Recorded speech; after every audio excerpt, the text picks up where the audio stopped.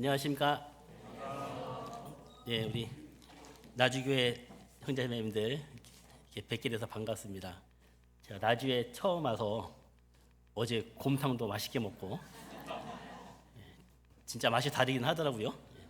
근데 곰이 안 들었더라고요. 예, 오늘 아침에 이렇게 뵙게 됐는데요. 교회당도 이렇게 밝고 또 우리 형제자매님들도 밝으시고 또 찬양대도 아주 밝게 찬양해 주시고 너무 좋습니다. 근데 인원이 얼마 안 되는데 소리가 잘 나오네요. 아까 보니까 방송 장비가 좋아 보이던데 아무튼 감사합니다. 이렇게 좋은 찬양 이렇게 들려주시고 근데 앞에서 찬양을 너무 잘해버리면은 이제 제가 부담이 됩니다. 저렇게 찬양을 잘했는데 말씀을 기대하고 들으실 텐데 어떻게 전해야 되나 이게 한편으로 걱정은 되지만 아무튼 잘 들었습니다. 아마 앉아 계신 분들은 찬양을 감상하면서 잘 들으셨겠지만 저는 뭐 그리 편치 못했습니다.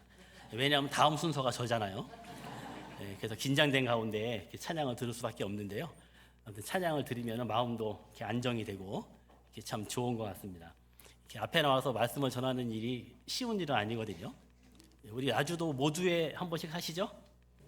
모두회 때 앞에 나와서 이렇게 간증하시면은 아주 담대하게 잘 하십니까? 생각났던 것도 잊어버리잖아요. 저도 그럴 때가 많거든요. 그래서 한 6, 7년 제가 지금 설교를 하고 있는데 뭐 아이들 공과까지 한 거 하면 20년 이상 이제 이렇게 설교를 이렇게 하지만은 항상 이 앞에 서는 일은 긴장되고 또 두렵고 이렇게 떨립니다. 지금도 안 보이시지만 제 하체가 떨고 있거든요. 그러니까 제가 좀 실수하더라도 이렇게 너그럽게 이렇게 넘어가 주시고 또 같이 이렇게 호응해 주시고 하면은 제가 좀 더 편하게 이렇게 말씀을 전할 수 있을 것 같습니다. 이렇게 부탁드리겠습니다. 우리 호남 지역은 호응을 잘해 주시더라고요. 제가 전에는 대구에 있다가 전주교회도 있었거든요. 대구도 그나마 좀 양호한데 전주 가니까 글쎄요 가만히 계시는데 이게 벽인가 사람인가 그럴 때도 이제 있었는데요. 적응이 되니까 이제 괜찮던데 근데 이쪽 호남 지역에 이렇게 설교를 다녀보면은 우리 현재자매님들이 아주 이렇게 따뜻하게 반갑게 이렇게 맞아주시고 대답도 잘하시고 이제 그러시던데 우리 나주는 어떠시가 모르겠습니다. 제가 좀 진정시키려고 좀 이렇게 떠드는 겁니다. 함께 기도하고 같이 말씀을 나누도록 하겠습니다.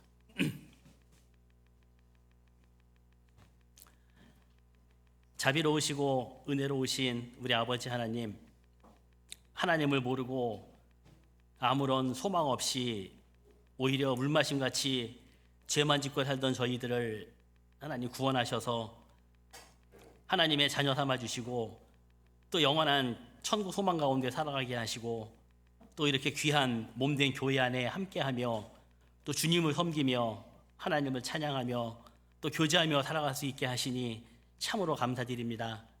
그 모든 은혜를 저희가 무엇으로 보답할 수 있겠습니까? 그 하나님의 은혜를 늘 마음속에 간직하고 우리의 남은 삶을 조금이나마 하나님의 은혜에 보답하는 삶을 살아갈 수 있도록 늘 다스려 주시고 또 인도하여 주시옵소서. 주님의 거룩하신 보혈로 구원받은 우리 나주교회 형제 자매님들 또 이렇게 주일 아침 한자리에 모였습니다. 한 주를 시작하는 이 거룩한 주일에 하나님 말씀으로 교훈하여 주시고 또 말씀 가운데 하나님의 뜻을 깨달아 또 이번 한 주간도 하나님께 영광 돌리는 삶을 살아갈 수 있도록 힘을 주시기를 간구드립니다. 비록 부족한 가운데 전해지는 말씀이지만 그 가운데 하나님 역사하셔서 우리 마음속에 하나님의 말씀으로 심어주시옵소서. 이 자리에 함께하지 못한 우리 형제자매님들 혹 계시다면 그 형제자매님들에게도 하나님 함께해 주시고 또 하나님의 능력의 손길로 붙잡아 주셔서 혹시라도 이 세상 가운데 넘어지지 않도록 도와주시기를 같은 마음으로 기도드립니다. 또 이 시간 수양관에서 춘계 수양회가 진행되고 있습니다. 이제 마무리를 얼마 남겨놓지 않은 시점에 많은 영혼들 구원받을 수 있도록 하나님 역사하여 주시고 또 그로 말미암아 하나님께 영광되는 이번 춘계 수양에 마무리될 수 있도록 도와주시기를 또한 간절히 기도드립니다. 시종을 하나님께만 의지하오며 예수님의 이름으로 기도드렸습니다. 아멘. 예, 오늘은 골로새서 말씀을 한 군데 살펴보려고 합니다. 골로새서 3장 15절부터 17절입니다.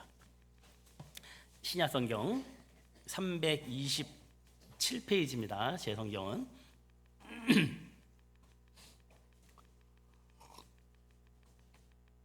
골로새서 3장 15절부터 17절까지 말씀을 제가 먼저 읽어 올리겠습니다. 그리스도의 평강이 너희 마음을 주장하게 하라. 평강을 위하여 너희가 한 몸으로 부르심을 받았나니 또한 너희는 감사하는 자가 되라. 그리스도의 말씀이 너희 속에 풍성히 거하여 모든 지혜로 피차 가르치며 권면하고 시와 찬미와 신령한 노래를 부르며 마음에 감사함으로 하나님을 찬양하고 또 무엇을 하든지 말에나 일에나 다 주 예수의 이름으로 하고 그를 힘입어 하나님 아버지께 감사하라. 이 골로새서는 바울 사도께서 골로새 교회에 보낸 편지입니다. 다들 알고 계시죠? 이해하셔야 되는데 아까 제가 당부 말씀을 드렸는데 대답을 안 하시면은 제 말씀을 듣고 있는 건지 안 듣고 있는 건지 아니면 제가 혹 실수했는지 그러면 더 긴장하게 되고 제가 말씀을 잘 못 전하겠죠? 그러면 저는 이제 다시 용인으로 올라가는 차 안에서 저를 자책할 거고 또 오늘 이렇게 수많은 분들이 오셨는데 또 이 시간이 헛된 시간이 되고 손해잖아요. 그죠? 그래서 제가 말씀을 잘 전할 수 있도록 도와주셔야 됩니다. 교육의 효과는 바로 나타납니다. 골로새서는 바울 사도께서 골로새 교회에 보낸 편지입니다. 맞죠? 근데 이 골로새서에는 좀 별명이 붙어 있습니다. 이 골로새서를 이렇게 성경을 분류를 하는데 또 이렇게 붙어 있는 이름이 있거든요. 좀 질문이 너무 막연한가요? 혹시 옥중서신이라고 들어보셨나 모르겠습니다. 옥중서신. 그야말로 옥에 갇혀 있는 상태에서 보낸 바울의 편지. 바울 사도가 이 로마에 잡혀가게 되죠. 1차, 2차, 3차 전도 여행을 마치고 바울 사도는 예루살렘으로 갔습니다. 그런데 그곳에서 죽을 뻔했어요.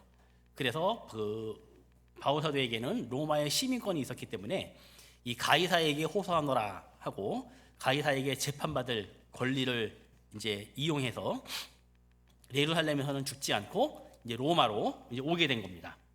그러니까 가이사에게 재판받기 위해서 로마의 황제에게 재판받기 위해서 지금 로마에 와 있는 거예요. 그러니까 아직 재판 안 받았죠? 그러니까 아직 미결수입니다. 그런데 옥중서신이래요. 아직 미결수이기 때문에 우리가 알고 있는 것처럼 쇠창살이 있는 그런 감옥에 갇힌 것이 아니라 첫 번째 바울의 투옥, 1차 투옥은 바로 가택연금 상태에 있는 겁니다. 그래서 바울이 로마에 집을 하나 얻어서 근데 이 로마의 법이 더 재밌는 게 뭐냐면 죄수의 신분으로 잡혀왔잖아요. 그래서 가택연금 상태에 이제 이렇게 묶여 있는 겁니다. 그런데 그 집의 월세를 내가 내야 돼요. 죄수가 잡혀왔는데 그것도 좀 그렇죠? 아무튼 로마의 법이 그랬습니다. 근데 바울 사도가 무슨 돈이 있어요? 그런데 바울과 아주 긴밀하게 교제했던 그런 교회들이 있었습니다. 그런 아주 모범적인 대표적인 교회들이 바로 바울 사도가 2차 전도여행 때 전도를 해가지고 구원을 받아서 교회가 세워진 그러한 교회들이었어요. 그 중에 대표적인 교회가 빌립보 교회와 데살로니가 교회였습니다. 이 초대교회에 많은 교회들이 있는데 가장 모범적인 교회를 꼽으라면은 빌립보 교회가 될 것이고 그 다음에가 아마 데살로니가 교회가 되지 않을까 이렇게 생각이 됩니다. 특히 이 빌립보 교회는 바울 사도가 죽을 때까지 순교당할 때까지 계속적으로 바울 사도와 연결되어서 긴밀한 교제가 이루어졌던 그런 교회가 바로 빌립보 교회였던 겁니다. 그래서 특히 이제 빌립보 교회는 우리로 치면은 그 해외 선교 헌금, 우리 후원교회 선교하잖아요. 우리 나주는 스페인하고 몽골이라고 들었는데요. 예, 두 교회를 이제 후원을 하고 있지 않습니까? 이제 그런 것처럼 이 빌립보 교회는 바울 사도를 계속적으로 이렇게 도와주고 필요한 것들을 공급해주고 이제 그랬습니다. 물론 빌립보 교회가 아주 부자였냐? 그렇지 않아요.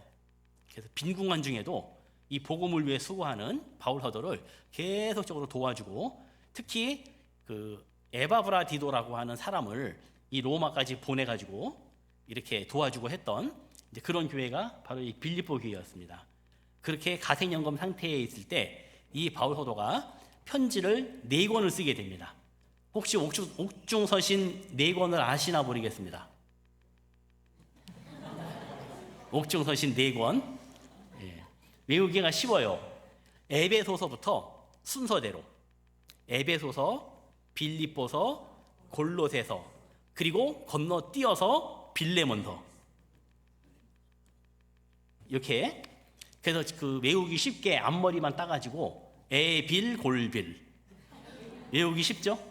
어감이 조금 이상하긴 하지만 그냥 앞머리만 딴 겁니다. 원래 빌레몬서는 약자로 쓸 때 몬이라고 쓰거든요. 근데 이제 우리가 이제 그냥 외우는 거니까 에빌 골빌 그 순서대로 4권의 성경을 옥중서신이라고 한다. 우리가 구원받고 또 우리 교회 자랑이 뭡니까? 우리는 말씀을 아주 깊이 있게 정확하게 많이 배운다. 이게 우리가 스스로 이렇게 내세우고 있잖아요. 근데 옥중서신 4권 정도는 기억을 해야 되지 않겠습니까? 그렇죠? 예, 물론 몰라도 구원받는 데는 아무 문제 없습니다. 예, 근데 성경을 공부하는데 상식적으로 옥중서신 4권, 이렇게 에베소서, 빌립보서, 골로새서, 빌레몬서, 이 정도는 알고 계시는 게 좋을 것 같고요. 그리고 잘 알고 있으면은 연말에 횡재하는 경우가 있습니다. 예, 성경 퀴즈 할 때 한 번씩 나올 수도 있거든요. 예, 잘 알아두시면은 횡재합니다. 가끔 그런 거 나오잖아요. 뭐 언약궤 안에 들어있는 물건이 뭡니까? 뭐 이런 성경 퀴즈들. 예, 그럴 때 이제 한 번씩 나오는 문제이기 때문에 잘 알아두시면 좋습니다. 이 골로새서도 이제 그 옥중서신 중에 한 권인데요. 이 4권의 이 옥중서신 중에 이 골로새서와 빌레몬서는 아주 깊은 관련이 있는 그런 성경입니다. 이 4개의 성경 중에서 이 빌립보서만 이 그 마게도냐 지역, 그리스 북쪽에 있는 이 마게도냐 지역에 빌립보 교회가 있었고, 나머지 3 교회는 다 이쪽 그 아시아 지역에 있는 교회들입니다. 아시아 지역은 우리가 살고 있는 아시아가 아니고 우리가 알고 있는 터키, 지금은 튀르키예라고 이름이 바뀌었죠. 그 튀르키예의 어떻게 됩니까? 서남쪽, 이렇게 지중해 쪽, 이렇게 그 튀르키예 모퉁이 지역, 이제 이쪽 지역을 아시아 지역이라고 해요. 그래서 우리가 일반적으로 소아시아 지역 하면은 터키를 이제 이야기하는 건데, 예, 그쪽 지역에 있습니다. 그래서 에베소가 있고, 그리고 조금만 동쪽으로 더 가면은 골로새가 있어요. 그래서 두기고라고 하는 사람이 이 3권의 성경을 가지고 전달을 하게 됩니다. 그래서 에베소에 먼저 들려서 에베소서를 전달을 하고, 그리고 골로새 교회에 골로새서를 전달을 하는 겁니다. 그런데 이 골로새 교회에 아주 중요한 일꾼 중에 한 명이 빌레몬이에요. 그 빌레몬에게 골로새에 가는 길에 같이 전달을 합니다. 그 빌레몬서의 내용은 우리가 알고 있는 것처럼 그 로마의 그 가택연금 상태에 있는 1차 투옥되어 있는 이 바울 사도를 도와줬던 일꾼 중에 한 명이 바로 오네시모라는 사람이 있어요. 근데 알고 보니까 이 오네시모가 이 골로새 교회의 중요한 일꾼이었던 빌레몬의 노예였던 겁니다. 그 당시에는 노예 제도가 있어서 이 노예가 도망갔다가 잡히면은 죽는 거예요. 살 수 있는 방법은 딱 하나입니다. 주인이 용서해주면 사는 거예요. 그래서 이 빌레몬에게 편지를 보냈는데 그 편지의 내용이 바로 오네시모에 관련된 내용이었습니다. 참 그것도 놀라운 거죠. 바울 사도가 이 오네시모가 유용한 사람이니까 좀 용서해 줘라. 그리고 혹시 그로 인해서 손해본 게 있으면 내가 갚아주겠다. 이런 내용이거든요. 그런데 그 내용이 하나님 말씀 성경 66권에 들어있는 거예요. 놀라운 거 아닙니까? 바울 사도의 서신 13권, 히브리서까지 14권을 바울의 서신이라고 하는데 이 개인의 편지가 성경이 됐어요. 놀라운 거죠. 그죠? 이 성경이 정말 성령의 감동하심으로 기록이 되었고 또 그렇게 66권이 딱 정립이 되어서 오늘날 우리에게 올 수 있었다는 것은 정말 놀라운 사실입니다. 기가 막힌 일이에요. 가만히 생각해 보면. 그 중에 이제 골로새서를 이제 보고 있는데 이 골로새서의 목적은 모든 편지에는 목적이 있죠. 근데 이 골로새서는 물론 여러 가지 이야기들을 하고 있는데 특별히 그 당시에 이 교회를 혼란스럽게 했던 여러 가지 문제들이 있었습니다. 이 교회를 대적하기 위해서 이 사탄 마귀가 여러 가지 방법으로 역사를 하는데요. 크게 세 가지로 나눌 수가 있어요. 첫 번째는 외적인 핍박입니다. 그래서 우리가 초대교회 영상을 보면은 영화 같은 거를 보게 되면은 뭐 사자 밥이 되고 뭐 화형 당하기도 하고 뭐 온갖 핍박을 당하게 되지 않습니까? 그러다 보니까는 막 카타콤 굴에 숨어 있기도 하고 이런 내용들을 우리가 알고 있는데요. 그 사탄 마귀가 복음을 대적하기 위해서 그리스도인들을 그렇게 핍박을 한 거예요. 그런데 복음이 그때 끝났습니까? 오히려 그리스도인들은 하나님을 의지하고 그 죽어가면서 하나님을 찬양하고 그 숨어서도 끝까지 복음을 전하고 사도행전에 보면은 이 그러한 핍박 가운데서도 이 하나님의 복음이 전해지는 내용들이 나와 있는데 그럼에도 불구하고 하나님의 말씀은 흥왕하더라 이렇게 기록이 되어 있습니다. 사탄 마귀가 실패했어요. 그래서 어떤 방법을 쓰냐면은 두 번째 방법으로 교회에다가 잘못된 교리를 집어넣습니다. 거짓 선생들이 교회 안에 가만히 들어와가지고 하나님의 말씀을 변개시키고 그리고 사람들이 혹할 수 있는 그런 잘못된 교리들을 가르치는 거예요. 초대교회 당시에 잘못된 교훈은 크게 한 세 가지 정도로 나눌 수 있는데 첫 번째는 그 헬라 철학입니다. 그 당시에 유행했던 그리스의 그 철학 사상 그리고 그 시대의 사람들은 특히 이 유럽의 사람들은 어떤 새로운 것에 대한 그 지식적인 욕구가 강했어요. 그래서 심지어는 바울 사도가 아테네에 가니까 이 사람들이 막 몰려들었습니다. 왜냐하면은 지금까지 듣지 못했던 거를 이야기하고 있거든요. 뭔가 새로운 게 있나 하고 어떤 호기심으로 바울 사도에게 모인 겁니다. 사도행전 17장에 그 바울 사도의 그 유명한 아레오바고 설교가 있잖아요.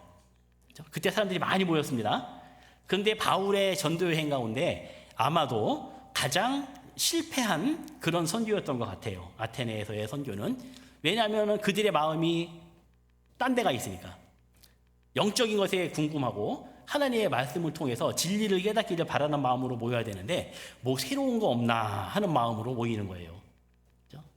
우리 교회에도 가끔 그런 경우들이 있습니다. 특히 청년들이 어떤 새로운 지식적인 욕구가 강하잖아요. 그러니까는 잘못된 교리를 받아들이기가 쉬운 거예요. 그래서 제 기억에 제가 1991년 우리 광주에서 학예 수양회 할 때 그때 제가 이제 구원을 받았는데요. 그 이후로 몇 번 이제 그런 그 잘못된 교리로 인해서 교회를 떠나는 그런 경우들이 있었습니다. 물론 아주 소수의 무리입니다. 왜냐하면은 우리 교회는 말씀을 정확하게 온전하게 배우기 때문에 그렇게 많이 휘둘리지 않아요. 근데 가끔 이제 마음에 어떤 문제가 있다든지 조금 신앙이 침체된 분들이 그런 가운데 넘어가는 경우들이 있더라고요. 근데 지금 한참 동안 또 조용하네요, 지금. 이제 그런 일이 없습니다, 이제는. 특히 이제 우리 교회에 조금 이제 영향을 끼쳤던 게 왕중생이라고 들어보셨나 모르겠어요. 거듭나는 걸 중생이라고 하는데 거듭나는데 왕거듭나? 이게 좀 이상하더라고요. 아무튼 이름이 왕중생입니다. 이상한 그 교리를 이제 가지고 있어요. 예수님의 피로 구원받는 것은 기본이고 그리고 또 뭔가 깨달아야 된대요. 그리고 또 복잡하게 해놨습니다. 그러니까 이단이죠. 거기에 이제 쓸려갔던 분들이 제가 알고 있는 분들도 몇 분 있어요. 이게 사탄 마귀가 그렇게 하는 겁니다.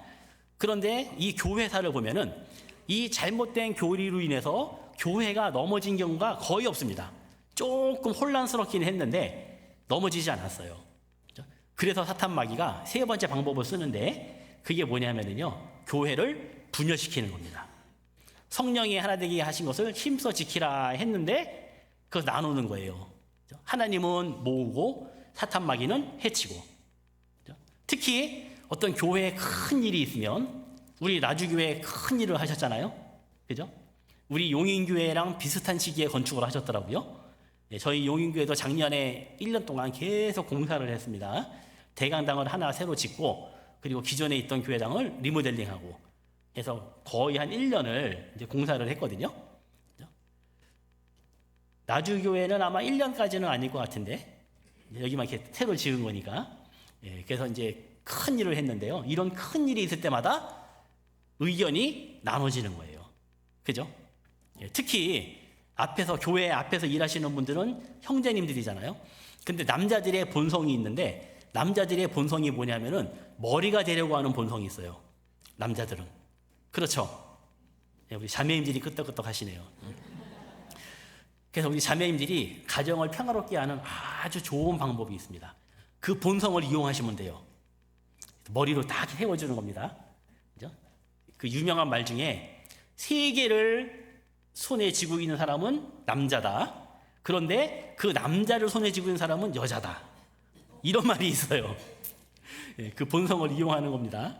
형제님들을 집에서 조그맣게 세워보세요. 얼마나 잘하시는데요. 그러면 가정에 평화가 옵니다.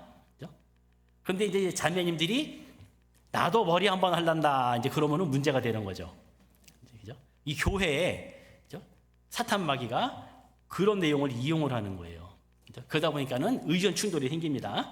하지만 결국은 말씀 안에서 다시 무마가 되고 다시 한 마음으로 교회가 나아가게 되죠. 그렇죠? 제가 구원받고 서울교회 건축했죠. 교육관 지었죠. 또 대구교회로 제가 전도사로 왔는데 또 교육관 짓는다고 하죠. 전주교회 갔더니 또 교육관 짓죠. 양양교회 가서 제가 담임으로 갔는데 건축했죠. 청송교회 갔는데 거기는 건축을 안 했어요. 이미 돼 있었기 때문에. 용인에 왔더니 또 건축한다 그러죠. 그죠? 우리는 그러다 가는 겁니다. 보니까 그렇더라고요. 그러는 가운데에서 많은 의견 충돌이 되는 내용들을 봤고, 또 그런 것들이 어떻게 또 하나로 모여지는지, 그리고 나서 하나님이 또 교회를 얼마나 단단하게 세우시고 또 그 가운데 역사하시는지, 그런 내용들을 지금까지 한 3, 4년 동안 봐왔습니다. 우리 나주교회도 아마 그러한 과정 가운데 있으리라 생각을 합니다. 사탄 마귀가 이렇게 역사를 하는데요. 그 가운데에서 이 골로새 교회는 문제가 됐던 게 뭐냐면은 두 번째, 이단의 공격이었습니다. 특히 이단의 공격 중에 아까 헬라 철학에 의한 잘못된 교훈을 이야기했죠. 그리고 또 하나가 뭐냐면은 유대주의입니다. 이 유대인들이 디아스포라로 인해서 여러 곳에 흩어져 살게 되는데 그곳에서 이제 구원을 받게 되는 거예요. 그리고 교회에 들어왔습니다. 그러니까 이방인과 유대인이 교회에 섞여 있는 거예요. 에베소서에서 그것을 잘 설명하고 있죠. 예수님께서 십자가에서 죽으심으로 말미암아 유대인과 이방인을 하나로 만드셨다. 이것은 놀라운 일입니다. 왜냐하면 유대인들은 이방인들을 사람 취급을 안 해요. 그러니까 이방인들은 나를 사람 취급 안 하니까 나도 사람 취급을 안 해요. 서로 원수가 된 겁니다. 그것을 가장 단편적으로 보여주는 게 그 우물가의 사마리아 여인 사건이잖아요. 예수님이 물 달라고 하니까 당신은 유대인인데 나는 사마리아인이고 왜 나한테 물 달라고 하냐, 떠드시오. 쉽게 말하면 이제 그겁니다. 물도 한 모금 안 줄 정도로 그런 사이가 유대인과 이방인 사이인 거예요. 그런데 그들을 하나로 만들었다? 야, 이것은 놀라운 사건인 겁니다. 그것을 이제 에베소서에서 설명을 하고 있죠. 그런데 이제 문제는 그 다음에 생기는 거예요. 유대인들은 이 율법주의에 살아가던 그 습성이 그대로 있는 겁니다. 이방인들은 자유롭게 살았고, 그리고 복음으로 말미암아 더 자유롭게 됐어요. 야, 우리가 구원받았는데 니네 왜 그래? 유대인들은 우리가 하나님의 말씀대로 사는데 니들 왜 율법 안 지켜? 서로 이제 의견 충돌이 생기는 거예요. 거기에다가 거짓 선생이 가만히 들어와가지고 거기다 또 기름을 뿌리는 거죠. 불을 질러버리는 겁니다. 그래서 교회가 혼란스럽게 되는 거예요. 그리고 또 이 헬라 철학과 여러 가지 그 귀신을 섬기는 그런 그 혼합, 이런 그 뭡니까 이단 그런 사상들, 그 중에 하나가 바로 그 영지주의라고 하는 건데, 영지주의 들어보셨습니까? 예, 혹시 영지자매님 계셔도 뭐 기분 나쁜 일은 없습니다. 예, 그게 아니니까. 그 영지주의가 뭐 간단하게 말하면 그것도 복잡한데요. 제가 공부를 해봤는데 아주 복잡합니다. 근데 간단하게 말하면은 영적인 것은 신령하고 육적인 것은 악하다. 딱 단정 지어 놓은 거예요. 그러니까 눈에 보이는 육신적인 것, 우주 만물을 창조하신 하나님은 많은 신들 중에 하등신이다. 왜냐하면 악한 물질을 창조했으니까. 그리고 어떻게 신이 인간의 몸으로 이 땅에 오냐? 육신을 악한 건데. 그래서 예수님의 신성을 인정하지 않습니다. 예수님을 하나님의 아들로 인정하지 않아요. 그러니까 이단이에요. 영지주의가. 그래서 이 영지주의에 빠진 사람은 두 가지 모습으로 치닫습니다. 하나는 아주 극단적인 이 그 세상과 단절된 그런 삶을 사는 겁니다. 극단적인 금욕주의, 결혼도 안 하고 저기 산에 들어가서 도 닦고 이제 그러고 사는 겁니다. 그래도 육신에서 이 죄성이 올라오는 것은 어쩔 수 없잖아요. 아무리 해도 안 되지 않습니까? 그러니까 어떻게 하냐면요, 에이 이미 베린 몸 하고 막 사는 거예요. 둘 중에 하나로 나눠져요. 이 영지주의에 빠진 사람들은. 이 영지주의가 초창기에 이 교회를 무척 혼란스럽게 했습니다. 근데 가만히 그 뿌리를 내용을 보니까는요, 지금 많은 이단들이 이 영지주의의 영향을 받고 있는 거예요. 2000년 기독교 역사를 이야기하는데 그 가운데에서의 여러 가지 그 이론들, 교리들을 살펴보면은 이 영지주의가 모든 이단들의 뿌리가 되는 경우들이 많더라고요. 제가 이렇게 살펴보니까 이 골로새 교회에는 그러한 것들이 골고루 들어왔어요, 아주. 그래서 이 골로새서 성경을 읽다 보면은 여러 가지 내용들을 이야기하고 있는데, 여기 보면 뭐 천사 숭배하는 내용도 나오고, 뭐 율법 지키는 것도 나오고, 막 이제 그럽니다. 뭐 그 할례 얘기도 나오고. 그런데 그 모든 것들을 정리하는 이 바울 사도는 한마디로 정리를 하고 있는데 바로 예수님을 이야기합니다. 예수님의 가르침, 예수님의 교훈. 그 예수님은 하나님의 아들이 맞고 그분의 가르침은 틀림없는 거다. 이것으로 그 모든 이제 이론들을 정리를 하고 있거든요. 그리고 바울의 편지를 보면은 특징이 있습니다. 바울의 서신서의 특징이 있는데요. 모든 서신서가 대부분 그래요. 이 빌레몬서 빼고. 바울 사도의 이 서신서의 특징이 뭐냐면은 앞쪽에는 어떤 그 이론적인 이야기들을 합니다. 이제 에베소서는 교회에 대한 걸로 설명을 하고 있고요. 그죠? 우리가 대표적으로 알고 있는 것처럼. 그죠? 그리고 이 로마서는 복음에 대해서 이야기하고 있고요. 죄와 복음을 이 로마서는 기가 막히게 설명을 하고 있습니다. 그래서 이 로마서를 제5복음서 이제 이렇게도 이야기하거든요. 이제 그런 식으로 어떤 그 교리적인 것들을 쭉 설명을 합니다. 그리고 후반부는 항상 이어지는 내용이 어떤 그 실생활에 대한 것들을 이야기하고 있는 거예요. 교리적으로 이러하니까 우리의 가르침이 옳다. 그러니까 이렇게 해야 된다. 대표적으로 로마서가 11장까지 이런 교리적인 부분들을 이야기하고 있습니다. 9장까지는 죄와 복음을 설명하고 있고요. 그 뒤로 11장까지는 이스라엘의 구원에 대해서 이야기하고 있어요. 그리고 12장 처음에 시작할 때 말씀이 그러므로 형제들아 내가 하나님의 모든 자비하심으로 너희를 권하노니 이렇게 나가거든요. 그죠? 우리는 죄인이었는데 놀랍게 구원을 받았지 않냐. 그리고 유대인들이 지금 핍박을 당하고 있는데 이방인의 충만한 수가 차면 이제 유대인도 구원을 받을 것이다. 그러니까 우리는 이렇게 살아야 된다. 이렇게 이야기하고 있는 거예요. 이 골로새서도 마찬가지입니다. 1장, 2장이 교리에 해당한다면 이 3장부터는 실생활을 이야기하고 있는 거예요. 그래서 3장 1절 시작할 때 그러므로 이렇게 시작하는 겁니다. 바울 사도의 서신서를 보면은 그러므로라고 하는 접속사가 많이 있거든요. 그러므로라는 얘기는 앞에 있는 내용을 받아서 이야기하는 거잖아요. 그죠? 그러므로, 어떠므로 그 내용을 이해를 해야죠. 그죠? 그런 잘못된 사상들 교회를 혼란스럽게 하고 있는데 예수님을 봐라. 그분은 하나님의 아들이시고 그분으로 말미암아 우리가 구원을 받지 않았냐. 그런데 너희가 왜 그런 잘못된 교훈들, 그리고 아직도 이 초등학문 율법에 빠져가지고 왜 혼란스럽게 사냐? 그건 잘못된 거다. 그러므로 제일 먼저 이야기하는 것이 너희가 그리스도와 함께 다시 살리심을 받았으면 위의 것을 찾으라. 이렇게 이야기하고 있잖아요.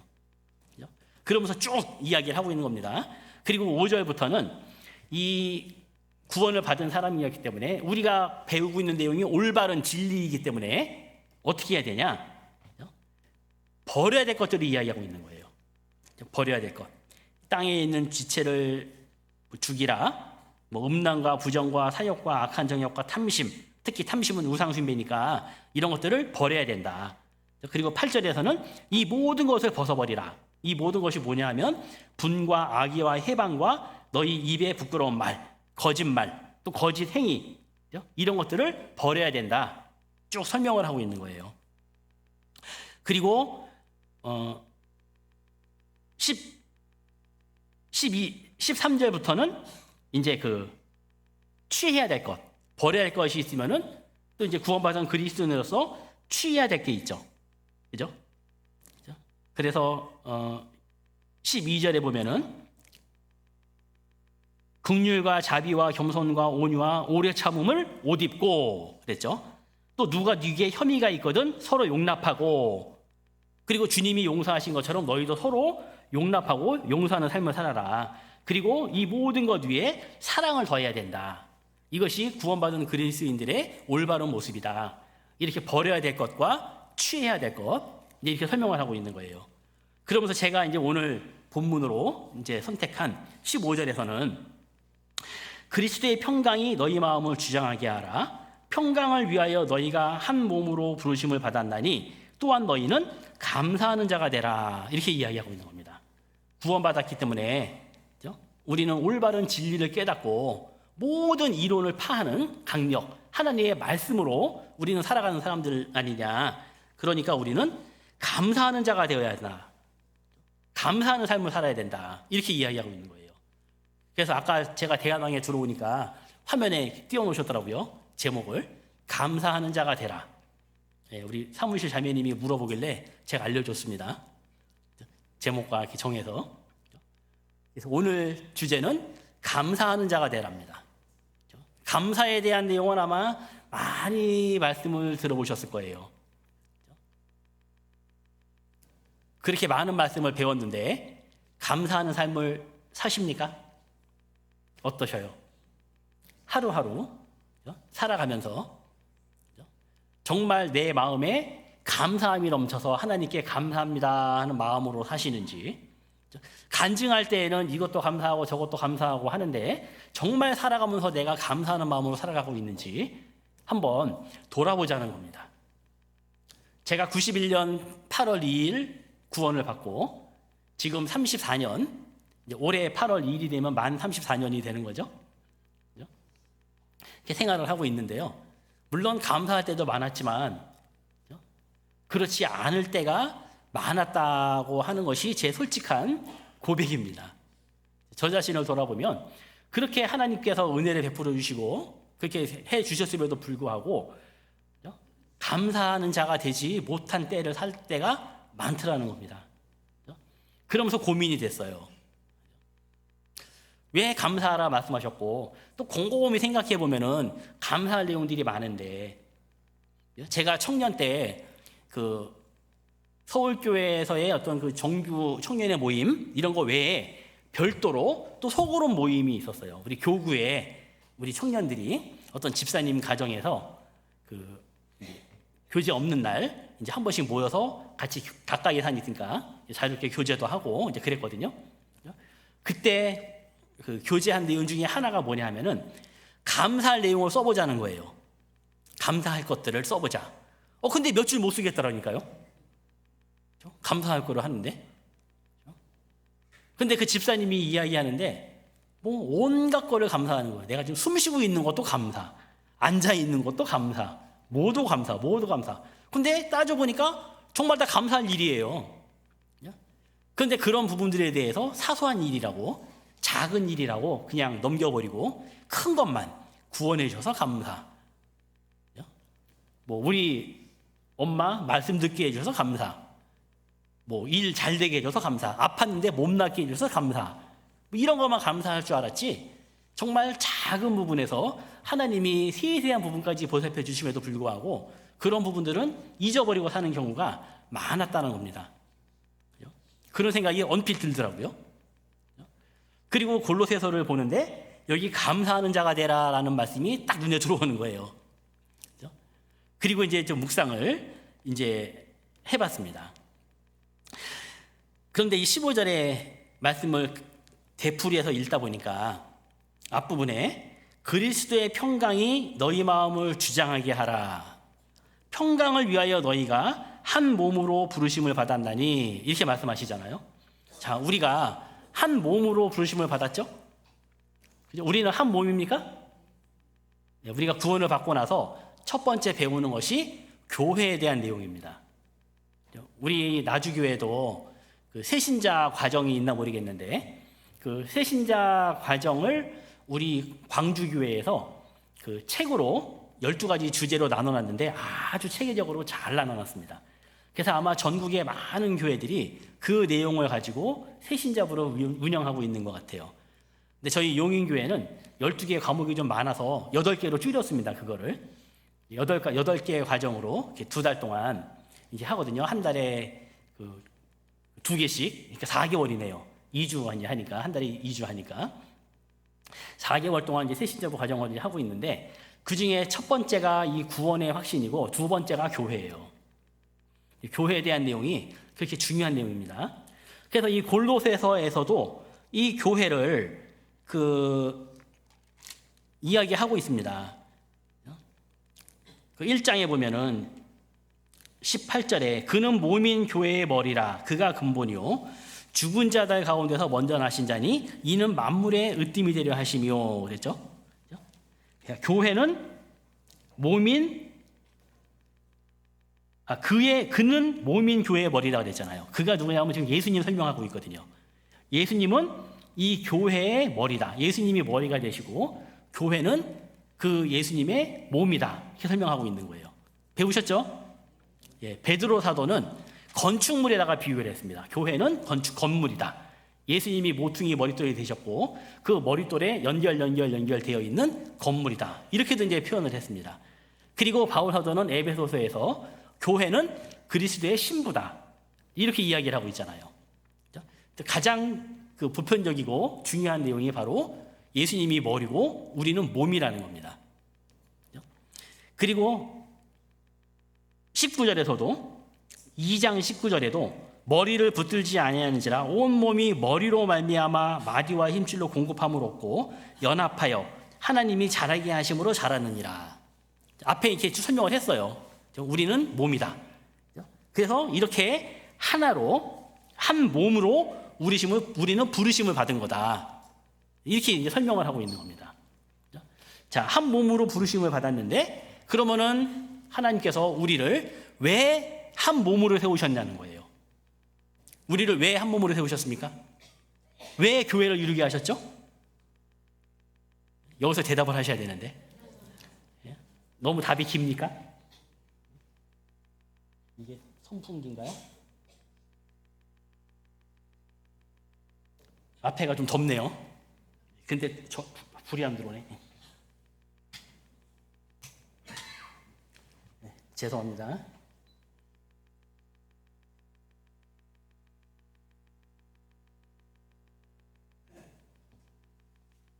앞에 나와보세요. 무척 덥습니다.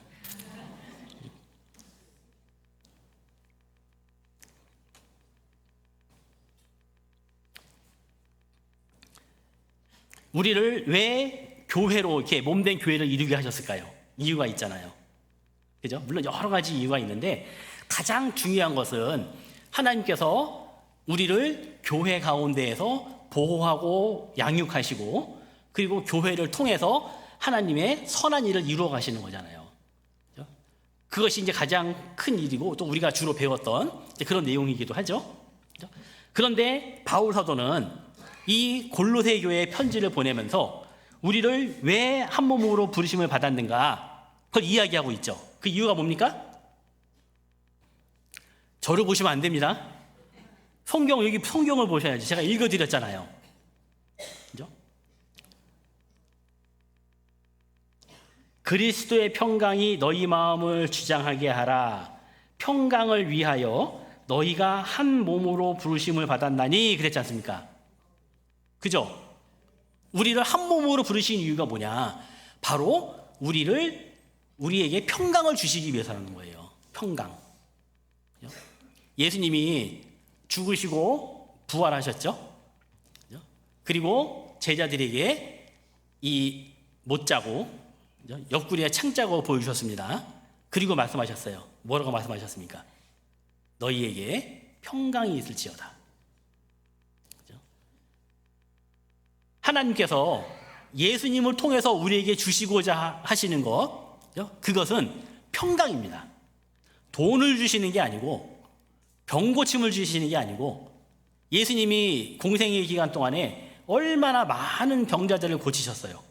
그죠? 그 병자들 어떻게 됐습니까, 지금? 다 먼지로 돌아갔어요. 그렇지 않습니까? 그죠? 나사로 살렸잖아요. 죽은 지 나흘이 지났는데 무덤 속에 있는 나사로를 예수님이 살리셨습니다. 아시죠? 예, 그 나사로가 나 살았다고 나사로 이렇게 있는 거예요. 예, 딴 생각하지 마시라고. 예. 나사로. 물론 태어날 때부터 나사로였죠. 다시 살아나서 나사로가 된 게 아니고. 예. 그 나사로 지금 어떻게 됐어요? 없어졌어요. 물론 그 영혼은 천국에 가 있죠. 그죠? 그 몇십 년짜리 그 육신 살려주는 거, 병 고쳐주는 거, 예수님이 그거 하러 오신 겁니까? 아니잖아요. 그 예수님이 행하신 모든 이적은 영적인 것의 그림자가 되는 겁니다. 그죠? 잘 아시죠? 오늘 시간이 없기 때문에 그거 다 설명 못 드립니다. 그러면 근본적으로 하나님께서 그 예수님을 십자가에까지 죽게 하셨는데 그것을 통해서 우리에게 주시고자 하는 게 뭡니까? 천국 가게 하려고요? 천국 가서 뭐 해요? 천국은 영원한 평강을 누리는 곳이 바로 이 천국인 겁니다. 가장 근본적으로 우리에게 주시고자 하는 것은 평강인 거예요. 평강.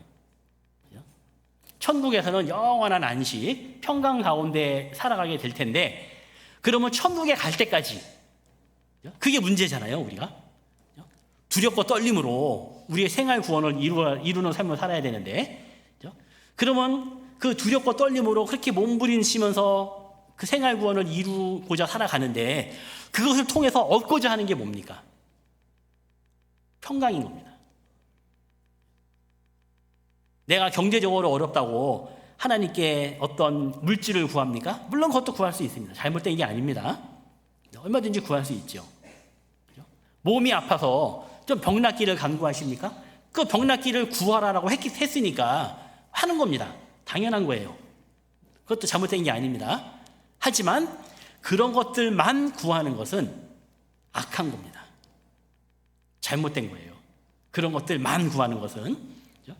진짜 우리가 하나님 앞에 구해야 될 것, 정말 우리가 하나님 앞에서 살아가야 될 삶의 모습, 그런 것들을 갖추고 그리고 나서 하는 거죠. 먼저 그의 나라와 그의 의를 구하라고 했지 그의 나라와 그의 의만 구하라고는 안 하셨어요. 먼저가 있고 나중이 있는 겁니다. 이 우선순위를 올바로 하고 살아가는 것, 이것이 우리의 신앙생활인 거예요. 우리가 하나님께 항상 구해야 될 것은 뭐냐? 바로 우리의 평강을 위한 기도, 평강을 위한 간구, 그것이 필요한 겁니다. 하나님은 그것을 주시기를 원하셔요. 그래서 예수님도 부활하시자마자 제자들에게 나타나서 평강이 있을지어다. 왜 그 말씀하셨습니까? 제자들은 주님이 떠나심으로 말미암아 두려움에 떨고 있었어요. 평강이 없어요. 언제 죽을지 몰라가지고 지금 두려워하고 있는 겁니다. 우리도 잡혀가면 우리 주님처럼 십자가에 죽지는 않을까? 그 고통을 내가 어떻게 당하지? 나는 괜찮은데 내 아내, 우리 자식들도 그렇게 당하면 어떡할까? 두려운 겁니다. 당연히 평강이 없죠. 그 제자들에게 예수님이 말씀하신 겁니다. 평강이 있을지어다. 우리는 이 평강 가운데 살아야 되는 거예요. 그럴 때 감사하는 자가 될 수 있는 겁니다. 감사하려면은 뭔가 감사할 수 있는 이 요인이 있어야 될 거 아닙니까? 감사할 수 있는 뭔가가 있어야 되지 감사가 될 거 아닙니까? 그죠? 근데 감사할 게 없어요. 내용이 아까 말씀드렸잖아요. 몇 가지밖에 없는 거예요. 그러니까 조금 감사하다가 말고 감사가 그치니까 어떻게 됩니까? 내 마음에 또 평강이 깨져요. 그러니까 늘 내가 평강 가운데 살아갈 수 있다면 참 좋겠는데, 그죠? 이 세상이, 내 육신이 나를 그렇게 놔두지가 않죠. 그죠? 제가 이 평강이라고 하는 말을 찾아봤습니다. 우리가 평강하면은 막연하게 어떤 의미인지는 알고 있지만, 평강을 오해하는 경우가 있어요. 평강하고 평강 또는 그 평안 같은 내용인데, 같은 말인데, 평안하고 편안하고는 다르죠. 받침 하나 차이인데, 이응 받침이냐 니은 받침이냐 이 차이가 완전히 다릅니다. 이 평강은 그 평평할 평자에 편안할 강자를 씁니다. 평평하고 그 평안한 것. 그러니까 굴곡 없이 이렇게 어떤 인생을 살아가는데 굴곡 없이 그냥 평평하게 아무 문제 없이 굴곡 없이 살아가는 것. 이제 그것을 이제 평강 이렇게 이야기했더라고요. 문자적으로는. 그래서 걱정이나 탈이 없음 또는 무사히 잘 있음. 제가 사전을 찾아보니까 이제 그렇게 설명을 해놨습니다. 이 편안이라는 이제 그런 말이 있는데, 편안은 편할 편자를 씁니다. 그런데 이 편할 편자의 한문의 의미가 어디서 나왔냐 보니까 주일 아침에 좀 이렇게 말씀드리기 좀 그렇지만, 우리가 화장실에 가가지고 볼일 보는 거 있잖아요. 그죠? 자, 일주일 동안 화장실을 못 갔습니다. 경험해 보셨습니까? 속이 막 더부룩하고 막 죽겠는 거예요. 불편해요. 그죠? 그게 이제 불편인 거예요. 편안이라고 할 때 이 편자의 의미가 보니까 이 볼일을 해결해서 아주 시원한 모든 것이 해결된 그런 상태. 한문에서는 그렇게 설명을 하고 있더라고요. 그러니까 딱 이해가 되더라고요. 아, 정말 편하겠다. 화장실에 못 가가지고 그렇게 고생을 했는데 화장실에 가서 시원하게 다 볼일을 이제 본 겁니다.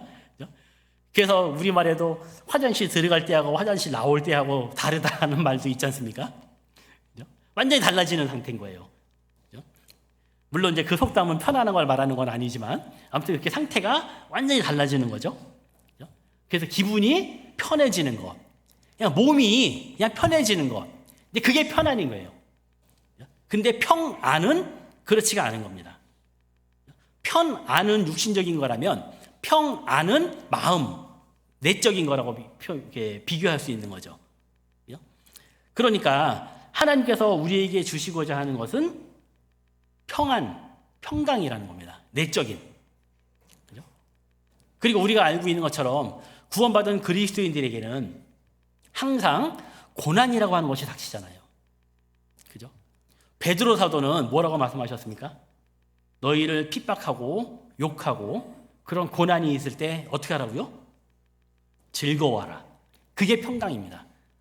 내적인 평강이 있는 사람은 외적으로 어떠한 일이 닥쳐도 흔들리지가 않는 거예요. 그러니까 감사하죠. 감사하는 마음이 생길 수가 있는 거죠.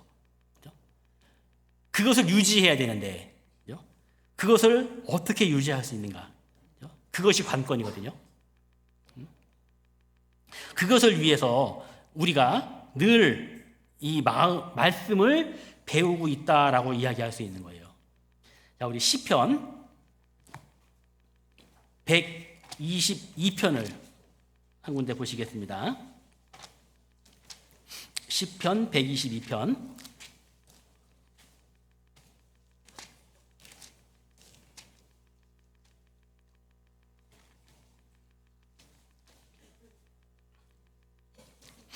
7절.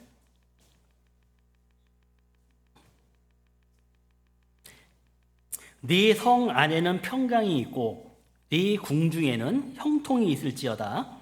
내가 내 형제와 부모를 위하여 이제 말하리니 네 가운데 평강이 있을지어다. 평강을 이야기하고 있죠. 근데 이 시편 122편 위에 작은 글씨로 써 있는데 거기에 보면 다윗의 시, 곧 성전에 올라가는 노래라고 되어 있습니다. 자, 성전이 어디 있어요? 성전이 어디 있냐고 물어보면 대답을 하셔야 되는데 성전이 어디 있습니까? 예? 자신이 없으신가? 아니, 건물, 진짜 성전. 예, 어디 있습니까? 이스라엘 예루살렘에 있잖아요. 그죠? 예, 어떤 분, 내 마음에 있다. 내 마음도 맞죠. 예, 주님이 내 안에 계시니까 우리가 성전이니까. 예, 그런 고차원적인 대답 말고 그냥 1차원적인 예, 건물, 성전. 이스라엘의 예루살렘에 있습니다. 그러니까 이 예루살렘 성전에 올라가는 노래인 겁니다. 이스라엘 사람들은 그 1년에 3차례 성전에 예루살렘으로 올라가죠. 이스라엘의 그 3대 절기라고 하는 그 절기가 있습니다. 7가지 절기가 있는데 그 중에 특별히 이 3대 절기 때는 항상 예루살렘으로 올라가요. 그래서 예수님도 그 예루살렘에 가는 길에 탄생하셨잖아요. 원래는 그 나사렛에 사셨는데 그래서 베들레헴에 탄생하게 되시잖아요. 그 이유가 그 예루살렘 성전으로 이제 명절 때 이제 올라가기 위해서 이제 가는 길이었거든요. 바로 6월절, 77절, 초막절 요 세 절기를 유대인의 3대 절기라고 하는데 이때는 이스라엘 백성들의 특히 남자들은 이 성전에 예루살렘에 올라갑니다. 자, 성전에 올라가는 노래입니다. 그 성 안에는 평강이 있고 네 궁중에는 형통이 있을지어다. 내가 내 형제와 부모를 위하여 이제 말하리니 네 가운데 평강이 있을지어다. 물론 성전이 없는 저기 시골 촌에도 주님이 함께 하시기 때문에 그 가운데 평강이 있을 수 있는 겁니다. 근데 특별히 성전에 갈 때, 성전에 올라갈 때 이 평강이 있을 것을 이야기하고 있는 거예요. 교회 안에 이 주님 안에 있을 때 우리는 진정한 평안을 누릴 수 있는 겁니다. 예수님이 말씀하셨죠. 평안을 너희에게 치노니 곧 나의 평안을 너희에게 주노라. 내가 너희에게 주는 것은 세상이 주는 것과 같이 아니하다. 예수님이 우리에게 주시는 평안, 내가 너 평안을 너희에게 끼치노니 편안이 아니고 평안입니다. 평안을 너희에게 끼치노니 곧 나의 평안을 너희에게 주노라 말씀하셨어요. 나의 평안, 예수님이 주시는 평안이 있는 거예요. 그래서 아까 골로새서 본문에서도 이렇게 말씀 안 드렸지만 표시해 놓으셨죠? 그리스도의 평강이 너희 마음을 주장하게 하라 이렇게 말씀하신 겁니다. 이 평강을 유지할 수 있는 비결이 뭐냐? 늘 성전 안에 있어야 되는 거예요. 비록 몸은 떠나 있지만 내 마음은 주님 안에, 성전 안에 있는 거예요. 그런데 놀랍게도 신약 시대에는 그 주님께서 내 안에 계시잖아요. 우리가 주님이 나와 함께 하시다라는 것을 잊어버리고 살아요. 그럴 때가 많습니다. 하루 24시간 살다 보면은 내 안에 주님이 있다라는 것을 늘 생각하고 사십니까? 생각 안 하고 살 때가 많은 거예요.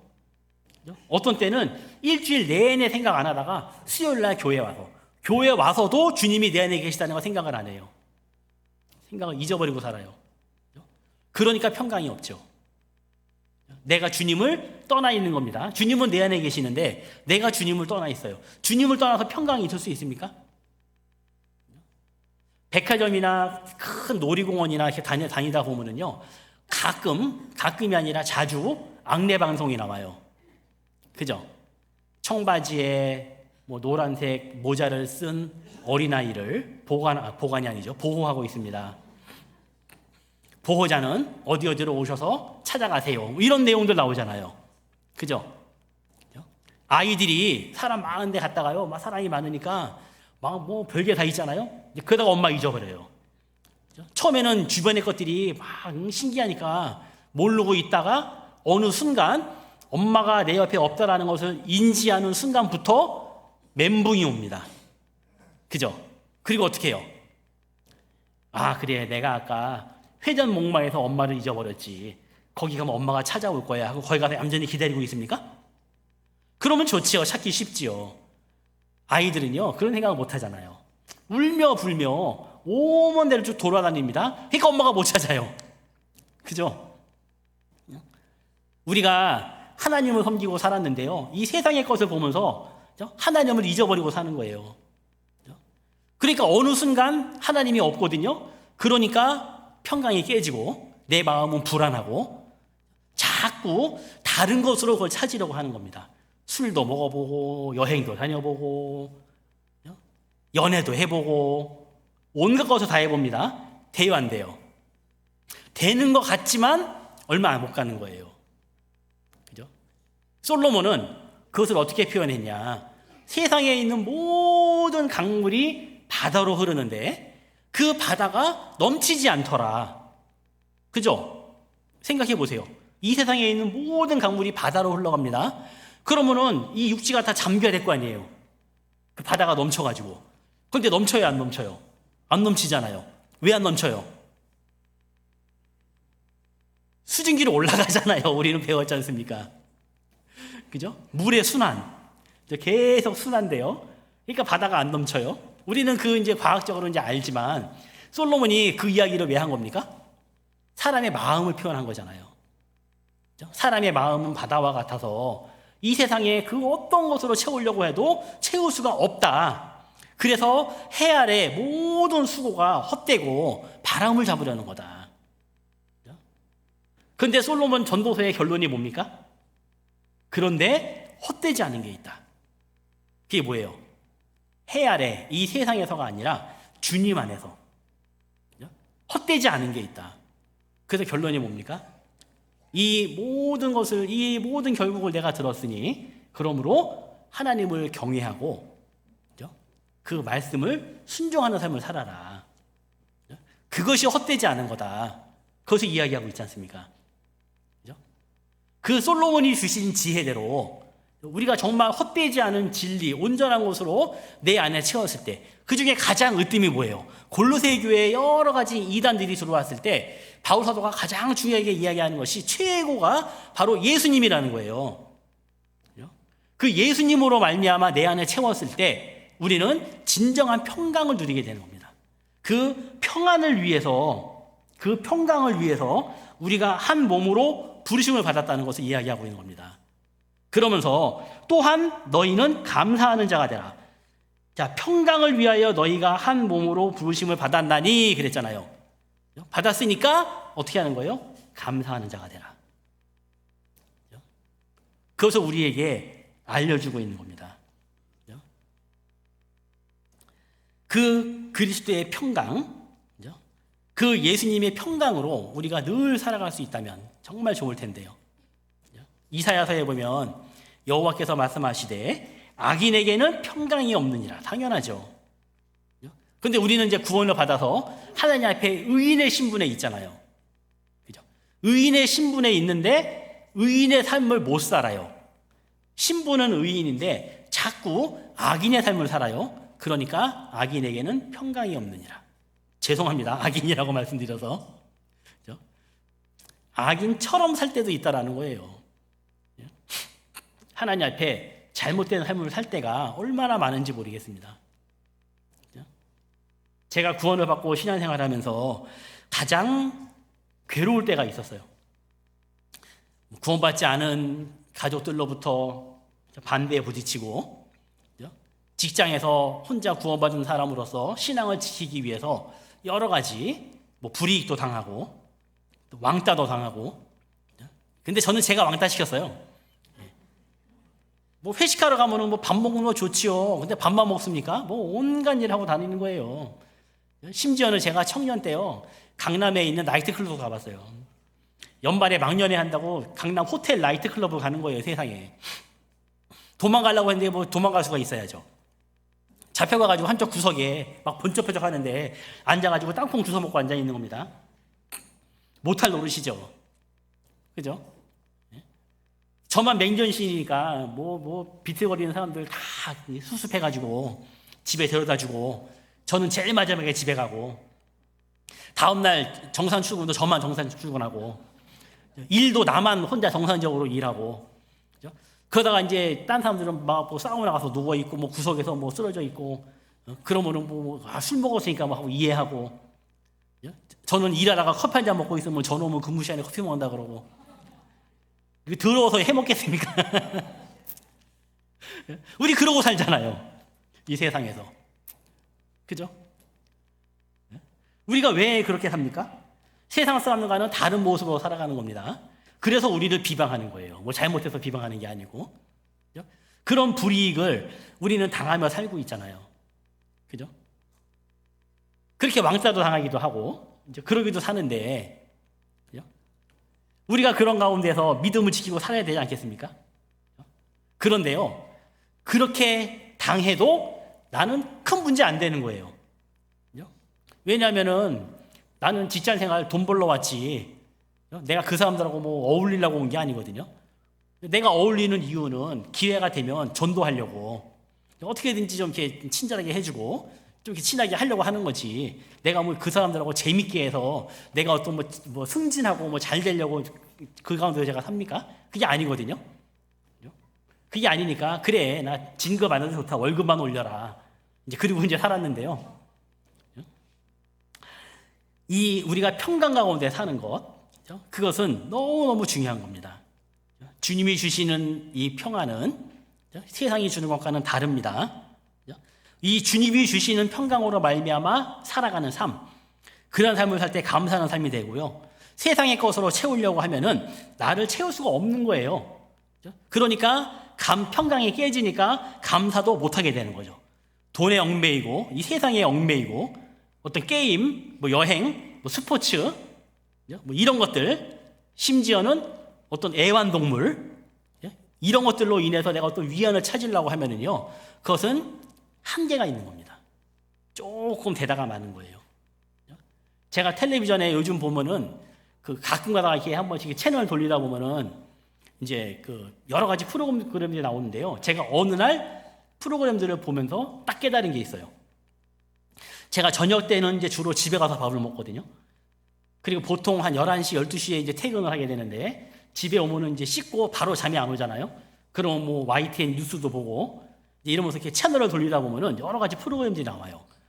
그런데 프로그램들이 요즘은 맨 먹는 거. 그죠? 먹는 프로그램이 왜 이렇게 많은지 몰라요? 그리고 여행 다니는 거. 맨 그런 겁니다. 거기에다가 요즘 한 가지가 더해졌는데요. 연애 프로그램. 짝지어주는 거. 뭐 심지어는 뭐 우리 이혼했어요. 뭐 이혼한 게 뭐 자랑인가? 물론 살다 보면 이혼할 수도 있겠지만 자랑거리는 아니잖아요. 그런 프로그램들. 그리고 동물 프로그램들. 제가 주로 이제 보는 TV 프로그램이 뭐냐면은 밥 먹으러 가서 6시 내 고향 보고요. 그리고 동물농장을 봅니다. 동물농장이 재미더라고요. 그런데 거기 프로그램을 보다 보면요, 이 개 주인이 가면서 그래요. 엄마 나갔다 올게. 아빠 왔다 그럽니다. 그럼 뭐예요? 자기가 졸지에 개가 돼버렸어요. 사람이나 개나 동등이에요. 지금 세상이 그렇게 돼버렸습니다. 물론 동물들 예뻐하고 사랑해야죠. 저도 개 좋아합니다. 성경에도 개들을 삼가라 하셨기 때문에 개고기를 안 먹어요. 물론 그 개가 그 개는 아니지만 개가 얼마나 예쁘고 충성스럽고 좋아요. 그죠? 당연히 그래 예뻐해주고 사랑해야죠. 하지만 사람의 반열에 그 개가 올라올 수는 없는 겁니다. 맞죠? 여기도 아마 애완동물 개 애완견 키우시는 분 있으실지 모르겠기 제가 조심스러운데 그래도 드릴 말씀은 드려야겠어요. 개한테 절대 엄마 나갔다 왔어 그러지 마십시오. 그리스인은 그러면 안 됩니다. 강아지는 그냥 예뻐하고 사랑하고 그런 존재인 겁니다. 근데 어떤 분들은요, 그 강아지를 자식으로 여기고 거기에서 위안을 찾는 거예요. 그럼 걔 죽으면 어떡할 거예요? 그러면 막 몇십만 원 돼가지고 걔 장례식 치러.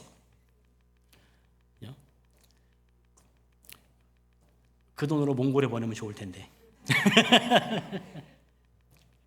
예. 뭐 필요하면 해야죠, 당연히. 뭐 갖다 버릴 수는 없잖아요. 어느 정도는 뭐 당연히 해야겠지만 너무 과해서는 곤란한다는 생각이 듭니다. 공감하시면 그렇게 하시고 아니면 그냥 하던 대로 하시면 됩니다.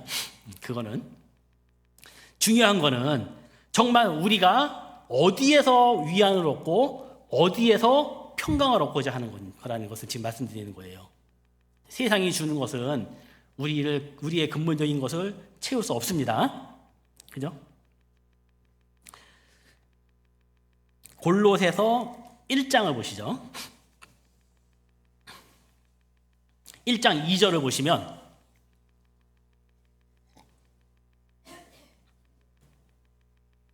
골로새에 있는 성도들 곧 그리스도 안에서 신실한 형제들에게 편지하노니 우리 아버지 하나님으로부터 은혜와 평강이 너희에게 있을지어다. 바울 사도의 이 편지를 보면은 항상 앞에 문안인사가 나오죠. 그 문안인사의 대부분이 형식이 이렇습니다. 하나님으로부터 우리 아버지 하나님으로부터 은혜와 평강이 너희에게 있을지어다. 그리고 편지를 마무리할 때에도 하나님 아버지의 은혜와 평강이 너희에게 있을지어다. 이렇게 하는 경우들이 많습니다. 대부분의 서신서가. 여기 은혜와 평강을 이야기하고 있어요. 자, 그리스도의 평강이 너희 마음을 주장하게 하라 말씀하셨죠? 평강이 우리의 마음을 주장하는 겁니다. 주장한다 한 얘기는 강제로 끌고 가는 걸로 주장하는 거라고 하는 거예요. 평강으로 말미암아서 주님이 주시는 이 평강이 우리 마음을 막 억지로 막 끌고 가는 겁니다. 그럴 때 이제 감사하는 삶을 사는 거예요. 그런데 이 평강은 세상의 것으로 채우는 것이 아니라 주님으로부터 채우는 것인데 주님으로부터 어떻게 채우냐 하면요. 하나님이 주시는 은혜로 채워지는 겁니다. 하나님이 주시는 은혜가 내 안에 가득할 때 내 안에 평강이 생기고 하나님이 주시는 은혜가 많을 때 나는 더 감사하게 되죠. 어떤 분이 이 하나님이 주시는 은혜를 어떻게 표현했냐면 이스라엘 백성들이 광야 생활 가운데 먹었던 만나를 표현을 했어요. 하나님이 주시는 은혜를 만나에 표현했습니다. 물론 만나는 하나님이 주시는 은혜죠.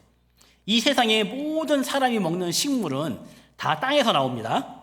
근데 유일하게 하늘에서 내리는 신령한 식물이 있었습니다. 그게 바로 만나였어요. 자, 이스라엘 백성들이 만나를 어떻게 얻었습니까? 농사지어서 얻었습니까? 바다에 가서 그물로 건졌습니까? 어떻게 얻었는지 아세요?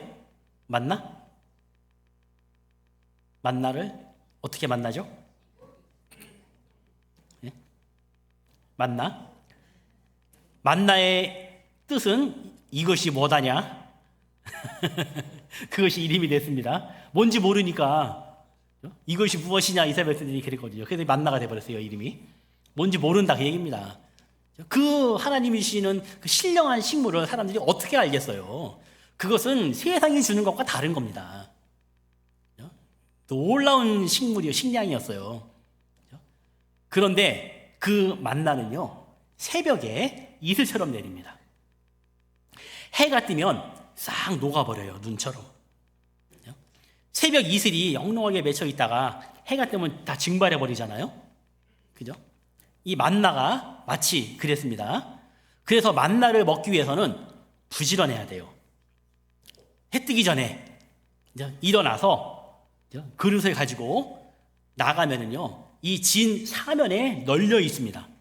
그냥 내려와 있는 거예요, 이슬처럼. 그냥 한 발짝 나가서 쓸어오면 돼.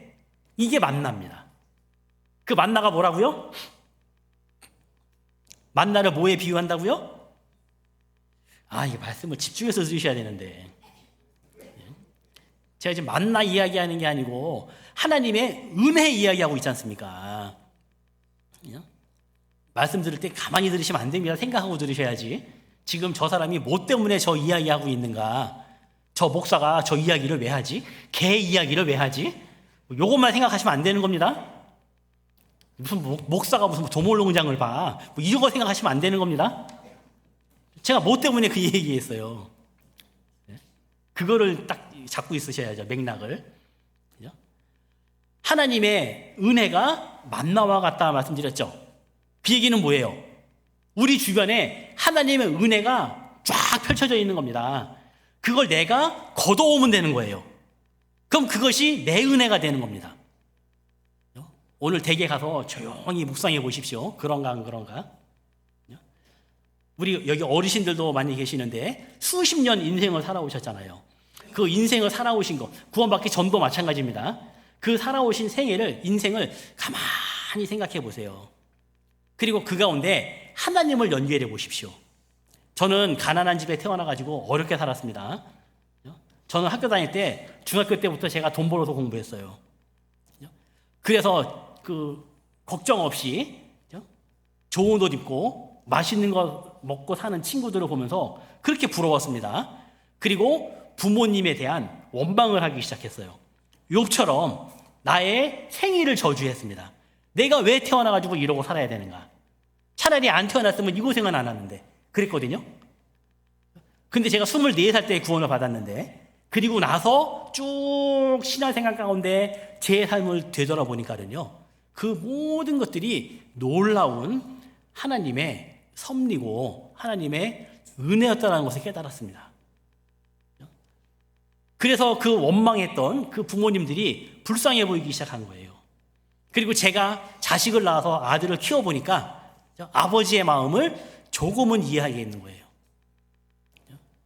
저희 아버지 맨날 술만 드시고 자꾸 어머니 힘들게 하고, 그렇게 어머니가 고생하면서 자식들 5남매 키우려고 고생하고 사는데 맨날 술만 먹고 다니고 그렇게 원망을 했거든요. 근데 그 아버지가 한편으로 마음속에 남게 되는 거예요. 하나님이 내 안에 들어오니까 그 모든 답이 풀리더라고요. 그러한 생애마저도 하나님의 은혜였다는 것을 알게 됐어요. 제가 이렇게 전도인이 될 줄은 저는 꿈에도 생각 못했습니다. 저는 원래 꿈이 과학자가 돼서 로봇 태권브이를 만들어가지고 지구를 지키는 게 꿈이었습니다. 그리고 조금 철이 들어서는 선생님이 되는 게 꿈이었어요. 근데 둘 다 못 됐습니다. 그래서 기계를 설계하는 엔지니어가 돼가지고 반과학자는 이루었죠. 교회학교 교사로 17년 봉사하면서 반 선생님은 됐습니다. 이제 그랬는데요. 이렇게 제가 전도인이 돼서 목사가 돼서 여러분들 앞에 설 줄은 상상도 못했죠. 그런데 가끔 목사라는 직분을 가지고 있기 때문에 형제 자매님들이 상담을 하러 와요. 여러 가지 것들을 이야기합니다. 그런데 저는 42살에 제가 전도인으로 들어왔는데 그러한 삶 가운데서 여러 가지를 경험을 해봤거든요. 힘들고 어려운 것도 경험해보고 온갖 일들이 경험해봤습니다. 그러니까 그분들의 마음을 이해해주고 위로해줄 수가 있는 거예요. 제가 부잣집에 태어나가지고 편하게 살다가 놀랍게 하나님의 은혜로 구원을 받아서 전도인이 되었다면 그렇게 해줄 수 있을까요? 물론 말씀으로는 제시해줄 수 있습니다. 이론적으로는. 그런데 정말 마음으로 공감해서 같이 울어주고 같이 슬퍼해주고 또 내 경험을 이야기해주면서 위로해줄 수 있는 그런 상담은 못하겠죠. 하나의 예입니다. 그죠? 여기 앉아 계신 모든 분들의 일생 가운데 하나님이 그렇게 역사하시고 섭리하신 겁니다. 그것이 은혜인 거예요. 그걸 깨달으셔야 됩니다. 그러면은 내가 지금 어떤 형편에 있어도요, 저는 겁이 없습니다. 두렵지 않아요. 저는 지금이라도 교회에서 제가 시원찮으니까 너 목사 그만해 그러면 그만두면요 뭐 해 먹고 살 거예요. 근데 전 자신이 있습니다. 지금보다 더한 시즌도 보냈거든요. 저는 먹고 살 수 있어요. 저는 자신 있어요. 그 하나님의 손길 가운데 우리는 살아왔던 거예요. 그러니까 지금 현재 모든 제가 뭐 돈이 있습니까? 뭐가 있습니까? 뭐 차 하나 바꾸려도 지금 돈이 없어가지고 우리 아들한테 야 돈 좀 줘라 지금 그러고 있는데요. 아들이 그 직장을 다니니까 뭐 돈 들여가지고 키워놓으니까 좋대요. 그럴 때는. 근데 뭐 작은 아들 이제 4학년이니까 내년 되면 이제 또 취업할 테니까 둘이 합쳐가지고 야 차 하나 사와라 뭐 그럴 수도 있을 것 같습니다. 이제 고생해서 키워놓으니까 좀 좋은 것도 있어요, 보니까. 그렇지만 내 삶은 거의 변함이 없습니다. 하지만 감사할 수 있는 게 있는 거예요. 그래서 조금은, 아직까지 완전하진 않지만 그래도 조금은 감사하는 자가 되라라는 그 말씀을 조금씩 이루어가는 그런 시간들이 있음에 또 감사가 되는 것 같습니다. 이 감사라는 말이요, 느낄 감자에 살해할 사자입니다. 뭘 느껴야 돼요. 그러니까 느끼고 살해를 하는 것, 이게 감사인 거예요. 밥을 얻어 먹었습니다. 아이고 맛있네, 아이고 고맙네, 그러니까 살해하는 거, 이게 감사한 겁니다. 그냥 감사합니다, 이게 감사가 아닙니다. 그죠? 감사라는 것은 뭔가 느꼈으면 살해를 해야죠. 근데 우리는 일단은 마음으로 하나님께 감사합니다. 마음은 드릴 수 있잖아요. 하나님께 마음으로 살해를 하는 겁니다. 이 감자가 느낄 감자인데요, 이 느낄 감이 두 가지 한문이 합성이 된 거더라고요. 찾아보니까, 공부를 해보니까 다함이라는 한문하고 마음 심자가 적혀져 있습니다. 다함자 밑에 마음 심자가 있어요. 이게 감자입니다. 감사의 감자. 마음을 다하는 것. 그 어원을 보니까 모두 남김없이 마음으로. 그러니까는 우리 사람은 오감을 이용해서 어떤 그 정보를 얻죠. 미각, 후각, 촉각, 청각, 시각. 이 5가지 감각을 통해서 느끼는 것. 모든 것을 다해서 느끼는 것으로 살해를 하는 겁니다. 하나님께 돌리는 거예요. 자, 레위기를 한번 보겠습니다. 신약성, 구약성경 쭉 넘어가서 레위기 11장을 보시면, 레위기 7장.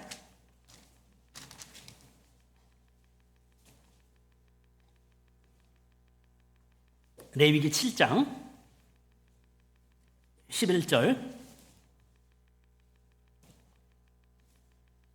제가 지금 마음이 급한데 시간이, 왜 이렇게 시간이 많이 갔죠? 원래 앉아있는 분들은 시간이 안 가는데 앞에 나와서 이야기하는 사람은 시간이 잘 갑니다. 꼭 그렇더라고요, 보니까.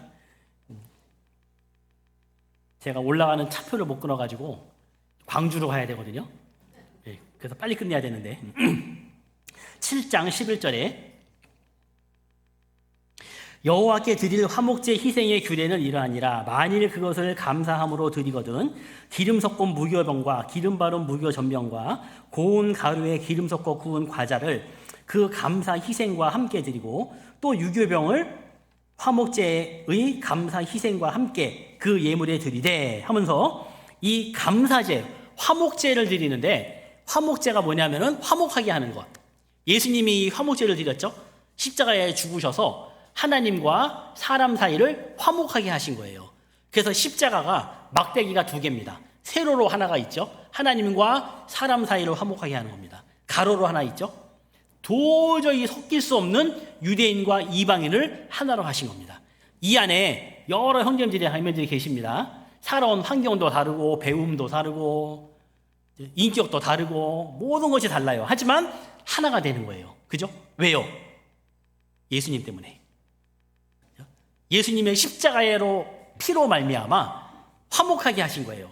하나님과 사람을, 사람과 사람을. 그 화목제를 드리는데 그 화목제 중에서 하나님께 드리는 감사제사가 있습니다. 화목하게 해주셨으니까 당연히 감사하는 제사를 드려야죠. 그죠? 하나님 감사합니다 말로만 해서는 안 되는 겁니다. 하나님께 제사를 드려야 돼요. 제사를 드리려면 제물이 있어야 될 거 아니에요. 그죠? 제물 뭘로 하시겠습니까? 우리 나주배가 유명한데 최고급 나주배 그 제사상에 올리시겠습니까? 하나님 그거 받으시나요? 그게 아니에요. 여기 레위기에서는 여기 기름 섞은 무교병, 기름 바른 무교전병을 고운 가루에 기름을 섞어 구운 과자와 함께 감사희생으로 드렸습니다. 그죠? 여기 특별히 무교병이죠? 무교병이 뭐예요? 누룩이 없는 겁니다. 누룩은 죄를 상징하죠. 바로 우리가 하나님께 드릴 제사는 로마서 12장에 말씀하고 있는 것처럼 너희 몸을 하나님이 기뻐하시는 거룩한 산 제사로 드리라. 우리를 드려야 되는 거예요. 우리의 몸을 드린다 하는 이야기는 우리의 몸을 짐승처럼 피 흘려 죽여서 드리는 게 아니라 우리의 모든 생애를, 내 전생애를 하나님께 드리는 제물로 삼아라. 이렇게 말씀하시는 겁니다. 어떤 사람이 그렇게 할 수 있습니까? 하나님의 은혜가 넘쳐서 내 안에 평강이 자리 잡고 그것이 이루어졌을 때 감사하는 마음이 생기고 그 감사함으로 내 모든 것을 통해서 그 하나님의 은혜를 오감을 통해서 느끼고 그것을 하나님께 살해하는 겁니다. 하나님께 드리는 거예요. 나를, 내 마음을, 내 삶을, 내 물질을, 내 힘을, 내 달란트를 하나님께 드리는 것. 그것이 감사하는 삶이 되는, 감사하는 자의 모습인 거예요. 물론 말로만 감사할 수 있죠. 마음으로도 감사할 수 있죠. 그런데 그런 마음이 있는 사람은 이렇게 하나님께 제사 드리는 그러한 삶을 살아갈 수가 있는 거예요. 자, 22장 레위기 22장을 보시면 29절에 레위기 22장 29절 181페이지 22장 29절 너희가 여호와께 감사 희생을 드리거든 너희가 연락되도록 드릴지며 하나님께 감사 제사를 드리거든요. 그런데 그것을 하나님이 받으시도록 제사를 드려야지 하나님이 받지 않게 분명히 무교병, 무교전병, 기름 섞은, 기름은 성령을 의미하는 거잖아요. 그죠? 성령의 인도하심에 따라서 죄가 없는 그런 나의 삶을 하나님께 드려야 되는데 그러지 않으면 하나님께 연락이 안 되겠죠? 그죠?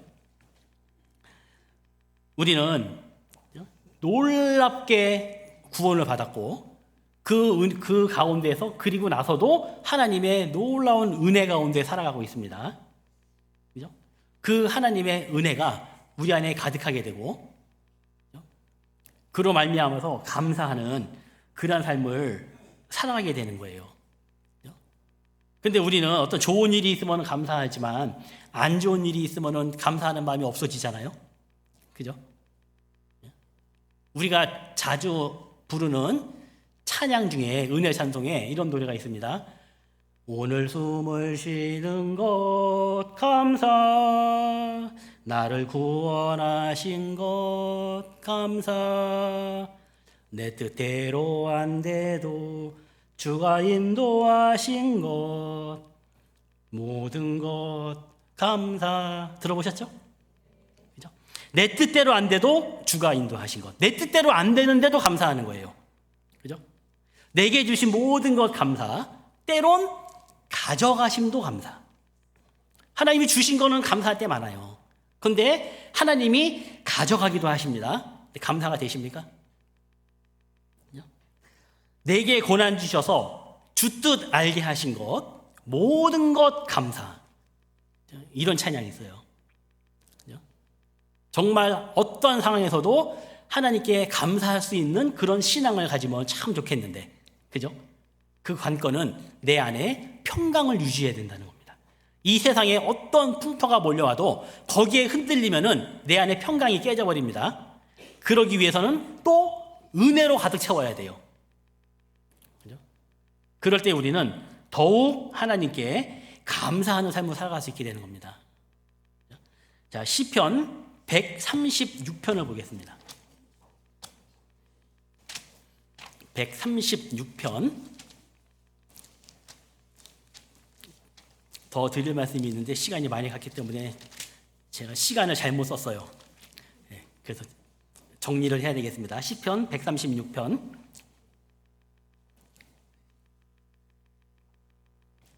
대표로 1절 2절만 읽겠습니다. 여호와께 감사하라 그는 선하시며 그 인자하심이 영원함이로다. 모든 신에 뛰어나신 하나님께 감사하라 그 인자하심이 영원함이로다. 우리가 성경에 보면 책갈피가 한 두 개씩은 있으시죠? 하나는 골로새서에 표시해 놓으시고 하나는 여기 136편에 표시해 놓으셔서 오늘 댁에 돌아가시면 한 번 더 골로새서 읽고 136편 읽고 묵상을 해보십시오. 이 136편을 보면은요, 여호와께 감사하라, 여호와께 감사하라, 여호와께 감사하라 몇 번이 반복되는지 몰라요. 왜? 하나님의 인자하심에 대한 감사를 찬양하는 시가 바로 이 136편입니다. 1절부터는 모든 주의 뛰어나신 하나님께 감사하라. 4절부터는 이 우주 만물을 창조하신 창조주께 감사하라. 10절부터는 이스라엘의 구원자에 대해서 감사하라. 16절부터는 신실하신 하나님께 감사하라. 25절부터는 육체의 생명을 보존하시는 그 하나님께 감사하는 그런 찬양의 시가 바로 이 136편입니다. 이 시편 기자는 누가 썼는지 모르거든요. 누군지는 모르지만 이 시편 기자는요, 하나님께 감사할 목록들을 쫙 이렇게 찾아낸 거예요. 그럼 여기에 덧붙여서 나는 어떠한 감사의 시를 덧붙이시겠습니까? 그죠? 그런 것들이 많아야 돼요. 그럴 때 우리의 신앙생활은 더 한 단계 올라서고, 그로 말미암아 하나님께서는 우리에게 더 큰 은혜를 주시고, 선순환이라고 하죠. 그런 신앙생활을 할 수 있으면 얼마나 좋겠습니까? 감사하는 사람은 이 세상의 어떤 요인으로도 흔들리지 않습니다. 정말 우리는 감사하는 자로서의 삶을 살다가 주님 앞에 갔으면 참 좋겠습니다. 기도하겠습니다. 우리를 사랑하셔서 우리를 구원하여 주신 자비로우신 우리 아버지 하나님, 오늘도 저희들 한 자리에 모아주시고 또 이렇게 하나님의 말씀을 나눌 수 있도록 도와주심을 감사드립니다. 오늘은 특별히 바울 사도께서 골로새 교회에 보낸 편지를 통해서 하나님께 감사하는 자의 삶을 살펴보았습니다. 정말 주님이 주시는 평강이 우리 마음을 주장하며 정말 그로 말미암아 하나님께 감사가 넘치는 삶을 살아가게 되기를 바라고 원합니다. 머리 숙여 기도드리는 우리 모든 나주교회 형제 자매님들, 살아가는 상황은 모두 다르고 또 각자의 어려움과 또 고난들이 있을 줄로 압니다. 그러한 가운데서도 주님이 주시는 은혜로 모든 것 이겨내며 더 감사하는 삶을 살아갈 수 있도록 도와주시옵소서. 이후에 남은 시간 하나님 은혜의 손길에 의지하오니 함께하여 주시옵소서. 우리를 사랑하시는 예수님의 이름으로 기도드렸습니다. 아멘.